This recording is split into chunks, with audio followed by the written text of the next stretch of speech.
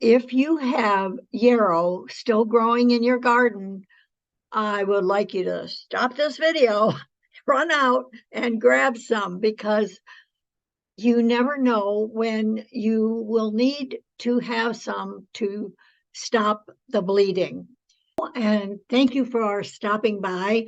My name is Mary, and this channel is dedicated to gardening with Granny, health to home. My name is Mary, and I am a traditional naturopath. I love sharing natural remedies with people. And I decided to start a little series on herbs that you can easily find at home that can support certain situations. So the other day I was cooking down some tomato sauce, and I wanted to add garlic and onions, and the garlic I had grown and it was not soft. It was so hard. And I was cutting, and the knife went, yeah, and I jabbed the palm of my hand. Now, I'm not sure. This was 3 days ago, and this is the wound. It bled so hard. I first rinsed it under the tap and then grabbed a paper towel, wadded it up, because you want to compress. Now, this is not an area that is easily band-aided, and it's an area that you tend to use a lot. And so the wound will constantly open. So compression is very important to stop bleeding. Also, yarrow. So if you have yarrow still growing in your garden, I would like you to stop this video, run out and grab some, because you never know when you will need to have some to stop the bleeding. Now, I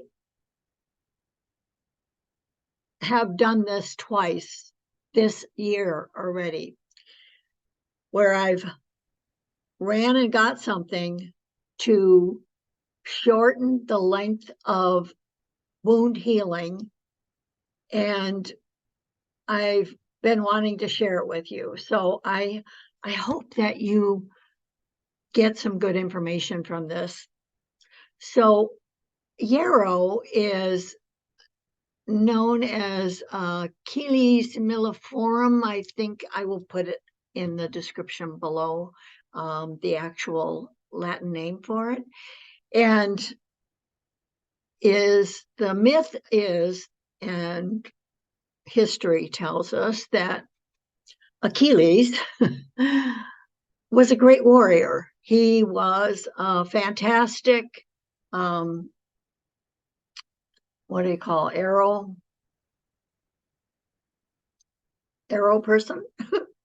Anyway, and he had a whole army of archers. That's it, archers. And he taught his archers not only great craftsmanship, but also about this herb that was named after him. It is such a beautiful ferny herb, and it suppresses bleeding. So what he would teach his archers is that in a leather pouch, they always carried dried yarrow. And when they were done fighting in the evening, because you couldn't see at nighttime, so everybody rested, the two warrior tribes would rest, and he'll go lick their wounds, so to speak. But in Achilles' case, what they did was they packed their wounds with yarrow. Now, yarrow, you would think, okay, what about the fact that this herb is jamming into a open wound? What in our day, we think of that as being a real problem, right? I mean, the normal person would not grab something like this and shove it into a bleeding wound. But they trusted him. And lo and behold, through the night, their wounds healed. And the skin would, as it healed, would push out the not needed herb. So in other words, if the wound was healing to the point where it did not need the ingredients in yarrow, it would just push it out. So I have been an herbalist and a naturopathic doctor for over 40 years. I've shared so much information. I've taught so many classes, and I've had so many people tell me that they've benefited from what they've learned. And ever since COVID, I can't do face-to-face classes. I couldn't do face-to-face classes, so I started this YouTube channel. My Gardening with Granny portion has escalated very much. My health to home, not so much. And I would love it if you would help me share these tips with people, because we talk about stocking the pantry. We talk about making sure that we have good food to eat. What about medicine? There may come a time where you can't go to an emergency room. You need to know some basic information. Number one, how does one stop bleeding? And it doesn't matter how young or how old, this will work. Pack the wound, put something over it, compress, elevate if necessary. So I sat and watched some YouTube video for about 45 minutes. And when I was done, I took away the wad of paper towel and the yarrow, and my wound had stopped bleeding and started healing in 1 hour. Now, nowadays, that would get you to an emergency room. And in the meantime, you would have lost a lot of blood. So if you choose to do herbal remedies, you choose to do the natural way, perhaps you'll choose to do this. Now, I hope you never have to use it. I hope this is just something that you dry and keep on hand for those emergency things. Now, years ago, when I was a teenager, we had a party at my house, and one of the guys was playing with a knife and he cut himself. My dad took hot pepper, capsicum powder, poured it on the wound,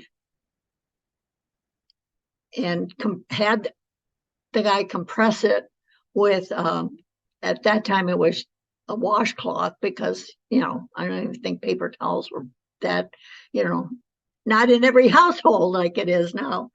And a short time later, the guy came up to me and he said, it's healed. Your dad is a magician. So there are other things too. Capsicum is known to pull things together, but I personally love the yarrow. There's no pain involved. You don't have to worry about burning other skin, because yarrow is a very gentle herb on everything. So you don't have to worry about just getting it in the wound. If you want to, you pack the wound, cover the wound with a clean cloth, and compress it. use ice if that's available to stop the inflammation. But right now, there is a little bit of inflammation. It was a fairly deep wound. And so you would not want to use something like comfrey, because comfrey heals from the outside in, and you do not want to seal in any bacteria or any infection that may be festering in there. You do want some of the liquid lymph to come through in the healing process, and your body will do that naturally. Your body is an amazing thing. It was meant to heal, and what we do often is we stop it from healing. so so what I'm trying to do in my health to home classes is encourage people to understand how the body works and how effective they can be in their own healing process. So that's my tip for today. Go out and pick some yarrow and do some wound healing like I did. Hopefully, you never have to use it, but chances are you're going to have to use it.